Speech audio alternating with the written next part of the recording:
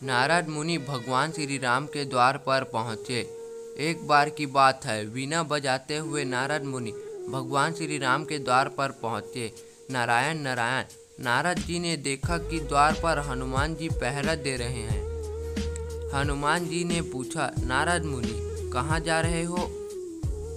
नारद जी बोले, मैं प्रभु से मिलने आया हूँ। नारद जी ने हनुमान जी से पूछा, प्रभु इस समय क्या कर रहे हैं? हनुमान जी ने बोला, पता नहीं, पर कुछ बही खाते का काम कर रहे हैं। प्रभु बही खाते में कुछ लिख रहे हैं। नारद जी, अच्छा, क्या लिखा पढ़ी कर रहे हैं? हनुमान जी बोले, मुझे पता नहीं, मुनिवर आप खुद ही देख आना। नारद मुनि गए प्रभु के पास और देखा कि प्रभु कुछ लिख रहे हैं। नारद जी बोले, प्रभु आप बही खाते का काम कर रहे हैं, यह काम तो किसी मुनि को दे दीजिए। प्रभु बोले, नहीं नारद, मेरा काम मुझे स्वयं ही करना पड़ता है, यह काम मैं किसी को नहीं सौंप सकता। नारद जी, अच्छा प्रभु, ऐसा क्या काम है? ऐसा आप इस बही में क्या लिख रहे हो? प्रभु बोले, तुम क्या करोगे देखकर, जाने दो। नारद जी बोले, नहीं प्रभु, बताइए ऐसा आप इस बही खाते में क्या लिख रहे हैं? प्रभु बोले, नारद, इस बही खाते में मैं उन भक्तों का नाम लिख रहा हूँ जो मुझे हर पल भजते हैं। मैं उनकी नित्य हाजिरी लगा रहा हूँ। नारद जी, अच्छा प्रभु, जरा बताइए तो मेरा नाम कहाँ पास है? नारद मुनि ने बही खाते को खोलकर देखा तो उसका नाम सबसे ऊपर था। नारद जी को गर्व हो गया, देखो मुझे मेरे प्रभु सबसे ज़्यादा भक्त मानते हैं। पर नारद जी ने देखा कि हनुमान जी का नाम उस बही खाते में कहीं नहीं है। नारद जी सोचने लग गए कि हनुमान जी तो प्रभु श्री राम के खास भक्त हैं, फिर उसका नाम इस बही खाते में क्यों नहीं है? क्या प्रभु उनको भूल गए हैं?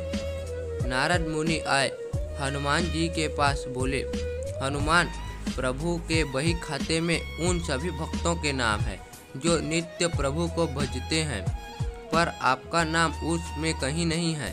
हनुमान जी ने कहा, मुनिवर होगा, आपने शायद ठीक से नहीं देखा होगा। नारद जी बोले, नहीं, मैंने ध्यान से देखा पर आपका नाम कहीं नहीं था। हनुमान जी ने कहा, अच्छा कोई बात नहीं, शायद प्रभु ने मुझे इस लायक नहीं समझा होगा जो मेरा नाम उस बही खाते में लिखा जाए। पर नारद जी, प्रभु एक अन्य दैनंदिनी भी रखते हैं, उसमें वे भी नित्य कुछ लिखते हैं। नारद जी बोले, अच्छा। हनुमान जी ने कहा, हाँ।